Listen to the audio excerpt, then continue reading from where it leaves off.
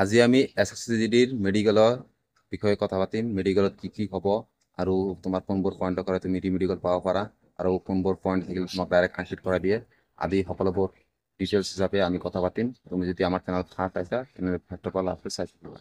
আৰু মই এছএছচিজিডি 2023 medical qualified কৰিছোঁ আৰু ফাইনেল চিলেকশ্যনো পাইছিলোঁ। সেইবাবে মই মোৰ এক্সপিৰিয়েঞ্চৰ পৰা কৈ আছোঁ। ফাৰ্ষ্ট কথাটো হ'ল মেডিকেলত যেতিয়া যাবা তুমি ইমান ভয় নাখাবা, তুমি শান্তশিষ্ট যাবা। আৰু এতিয়া পইণ্ট হ'ল যে ফাৰ্ষ্টত আমাৰ তাত তোমাৰ মানে মেডিকেলত কাণটো চেক কৰিব।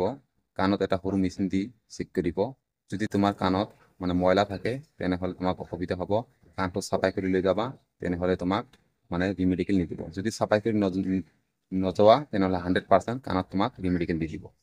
আৰু এতিয়া তাৰপিছত চাই আমাৰ চকুত আমাৰ 6/6 যিটো আই ভিজন টেষ্ট হয় সেইটো চাব।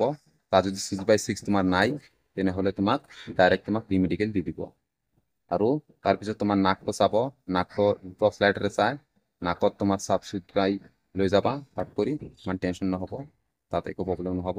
তাৰপিছত দাঁতত যদি তুমি গুটখা খাই আছা, তাত দাগ হৈ আছে, তেনেহ'লে দাঁতটো তুমি চাফাই কৰি লৈ যাবা।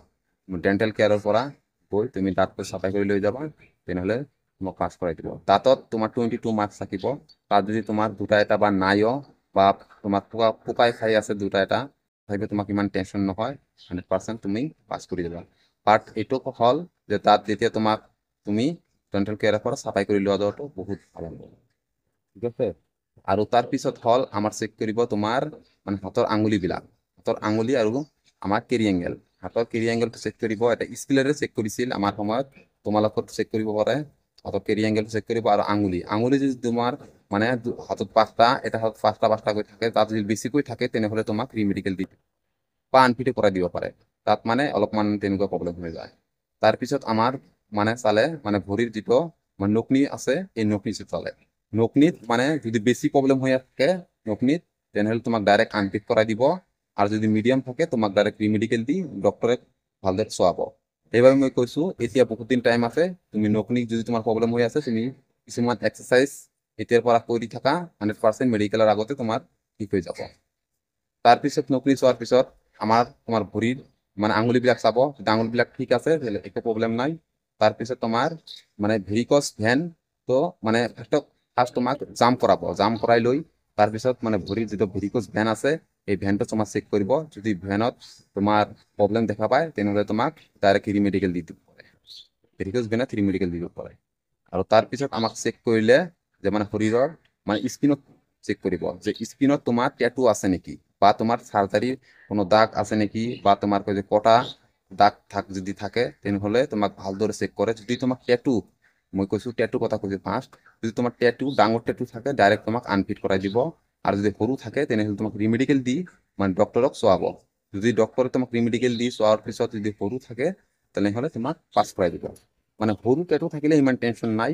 আৰু যদি তোমাৰ কটাৰ দাগ থাকে মানে যদি মানে হাত পাও ভৰি মানে শৰীৰত যদি কোনো কটাৰ দাগ থাকে, যদি সৰু থাকে তেনেহ'লে তোমাক একো টেনশ্যন নাই। আৰু অলপ ডাঙৰ থাকিলেও মানে কটাৰ দাগত ইমান টেনশ্যন নকৰে, তাত ডাইৰেক্ট পাছ কৰাই দি দিয়ে, ইমান টেনশ্যন কৰিব নালাগে।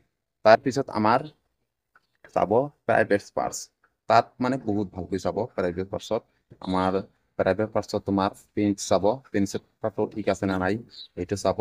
মানে পেনিছটো নিজৰ হাতেৰে ধৰিবলৈ ক'ব আৰু তোমাক জোৰে জোৰে কাঢ়িবলৈ ক'ব, মানে কাঢ়িবলৈ ক'ব, জোৰে জোৰে কাঢ়িবলৈ ক'ব। তেনেকৈ আমাক মানে পেনিছটো চেক কৰিব। তাৰপিছত তোমাৰ যিটো হাইড্ৰচিল আছে সেই হাইড্ৰচিলটো চেক কৰিব। মানে হাইড্ৰচিলত আমি ক'বলৈ গ'লে হাইড্ৰচিল যদি তোমাৰ সৰু বা ডাঙৰ, মানে আমি অসমীয়াত ক'বলৈ গ'লে মানে বেছি যেনেকৈ কওঁ আমি, মানে যদি তোমাৰ সৰু ডাঙৰ হৈ আছে, মানে বেছি সৰু ডাঙৰ, মানে এটা একদম সৰু এটা বেছি ডাঙৰ, তেনেহ'লে ডাইৰেক্ট তোমাক আনফিট কৰাব। আৰু যদি তোমাৰ অলপ মানে প্ৰব্লেম থাকে তেনেহ'লে সকলোৰে নৰ্মাল, মানে সকলোৰে মানে সমান নহয়, এইটো পাছ কৰাই দিয়ে। হাইড্ৰচিলত যদি বেছি এটা ডাঙৰ হৈ আছে, কাৰো মানে এটাও থাকে, এজনৰ কিছুমানৰ এটা থাকিলে তোমাক ডাইৰেক্ট আনফিট কৰাই দিব। তাৰপিছত তোমাক চাব যে পাইলছ, যদি তোমাৰ পাইলছ থাকে তেনেহ'লে পাইলছ থাকিলে তোমাক আনফিট কৰাব। পাইলছ থাকিলে আনফিট কৰাই দিয়ে। পাইলছত মানে ইমান আৰু ৰিমেডিকেলো নিদিয়ে। আমাৰ সময়ত মানে 3-4জন মান মানে পাইলছ আছিল, ডাইৰেক্ট আনফিট কৰাই দিছে। পাইলছটো চোৱাৰ পিছত তোমাক মেডিকেললৈ পঠাই দিব, আৰু মেডিকেলত তোমাক বা হস্পিটেলত পঠাই দি তোমাৰ শৰীৰৰ মানে ব্লাড টেষ্ট কৰিব, মানে হিমোগ্লোবিনটো চেক কৰিব। যদি হিমোগ্লোবিনৰ পৰিমাণ কম আছে তেনেহ'লে তোমাৰ প্ৰব্লেম আছে মানে ৰিমেডিকেল দিব পাৰে হিমোগ্লোবিনটো তোমাক ঠিক থাকিব লাগিব যেনেকুৱা নৰ্মেল মানুহৰ 12.5 থাকিব লাগে তেনেকুৱা মানে থাকিব লাগিব তাৰপিছত তোমাক চেক কৰিব শৰীৰৰ ইচিজি চেক কৰিব মানে ইচিজি চেক কৰিব মানে শৰীৰৰ মানে ভিতৰত যদি তোমাৰ কোনো বেমাৰ থাকে তেনেহ'লে তোমাৰ প্ৰব্লেম হ'ব পাৰে বেমাৰ থাকিলে তেনেহ'লে ডাইৰেক্ট আনফিট কৰাই দিব সেইটো ভালদৰে চেক কৰিব তাৰপিছত তোমাক চেক কৰিব ইউৰিন টেষ্টত কিন্তু মানে বহুত প্ৰব্লেম হৈ থাকে কাৰণ দিনটোত মানে সাৰা দিন তোমাক লাইনত থাকিব লাগিব লাইনত থাকি তোমাৰ যেতিয়া মানে ইউৰিন টেষ্ট কৰিবা তেতিয়া তোমাক এনেই ৰঙা হৈ যায় সেইবাবে মই কৈছোঁ যিদিনা তোমাৰ মেডিকেল আছে তুমি বেছিকৈ পানী খাবা যিমান পাৰা পানী খাবা পানী খোৱাৰ পিছত তুমি যেতিয়া ইউৰিন দিবা ইউৰিন দিয়াৰ সময়ত প্ৰথম অৱস্থাত তুমি ইউৰিনটো পেলাই দিবা তাৰ পিছতে মানে লাষ্টত অলপমান ইউৰিন লৈ দি দিবা তেনেহ'লে তোমাক ইউৰিন টেষ্টত ইমান প্ৰব্লেম নহ'ব ইউৰিনত কিন্তু বেছিভাগে ৰিমেডিকেল দিয়াৰ চান্স থাকে তেনেকুৱাই তাৰপিছত ইউৰিন টেষ্ট কৰাৰ পিছত তোমাৰ আৰু শৰীৰৰ ভিতৰত সেইটো মানে ভৰি থৰি পেট টেট এইবিলাক টিপি চাব যে তোমাৰ কোনো মানে অসুবিধা আছে নাকি তুমি দুখ পোৱা নেকি তেনেকৈ যদি দুখ নোপোৱা তেনেহ'লে তোমাৰ একো টেনশ্যন নাই তোমাক এইবিলাক চেক কৰাৰ পিছত তাৰপিছত তোমাক ৰিমেডিকেল মানে নিদিয়ে আৰু যিবিলাকে ৰিমেডিকেল দিয়ে তাৰপিছত মানে অলপ সময় পিছত ৰিমেডিকেলৰ বাবে লিষ্টবিলাক ওলাই দিয়ে আৰু মেডিকেল পাছ কৰা লিষ্টবিলাক ওলাই দিয়ে আৰু মেডিকেল এইখিনিই হ'ব আমাৰ অসমত মেডিকেল আমাৰ লগত ইমানেই হৈছে ইয়াতকৈ আৰু বেছি মেডিকেল হোৱা নাই মানে মই কৈছোঁ আৰু যদি তোমালোকে এইবাৰ মেডিকেল দিবলৈ গৈ আছা 2025 ইমান টেনশ্যন নকৰিবা বাট তোমালোকে প্ৰি মেডিকেলটো কৰাই লৈ যাবা যদি তোমাৰ প্ৰব্লেম থাকে এতিয়াই দেখা দিব তেনেহ'লে তুমি ইমান দিনৰ ভিতৰত মানে কেইদিনৰ ভিতৰত তুমি ঠিক কৰি লৈ যাব পাৰিবা আৰু যদি প্ৰি মেডিকেল নকৰা তেনেহ'লে মেডিকেলত তোমাৰ অলপ প্ৰব্লেমৰ কাৰণে মেডিকেল দি দিব পাৰে বাট তুমি আনফিট হৈ যাব পাৰা সেইবাবে মই আপোনাক ৰিকুৱেষ্ট কৰিছোঁ তোমালোকক ৰিকুৱেষ্ট কৰিছোঁ প্ৰি মেডিকেল কৰাই লৈ যাবা কাৰণ ইমান তুমি কষ্ট কৰিম ফিজিকেল কোৱালিফাইড কৰিবা বা মেডিকেলত যদি ওলাই যোৱা বহুত বেয়া লাগিব সেইবাবে মই কৈছোঁ এবাৰ বহুত কাট কম গৈছে আৰু ফাইনেল কাট অফো বহুত কম যোৱাৰ সম্ভাৱনা আছে তোমালোকে প্ৰি মেডিকেলটো কৰাই লৈ যাবা 100% চিলেকশ্যন হৈ যাবা আৰু যিবিলাকৰ মাৰ্ক কম আছে তোমালোকে ইমান টেনশ্যন নকৰিবা জাষ্ট ফিজিকেলৰ বাবে তৈয়াৰী কৰি থাকা মেডিকেলটো ভালকৈ পাছ কৰি আহা 100% তোমাৰ নাম অহাৰ চান্স আছে কাৰণ এইবাৰ আনএক্সপেক্টেড কাট অফ গৈছে যেহেতু বহুত কাট অফ কম গৈছে বাট ফাইনেলতো বহুত কাট অফ কম যোৱা ভিডিঅ'টো মোৰ লাভ কৰিছোঁ ধন্যবাদ জনাইছোঁ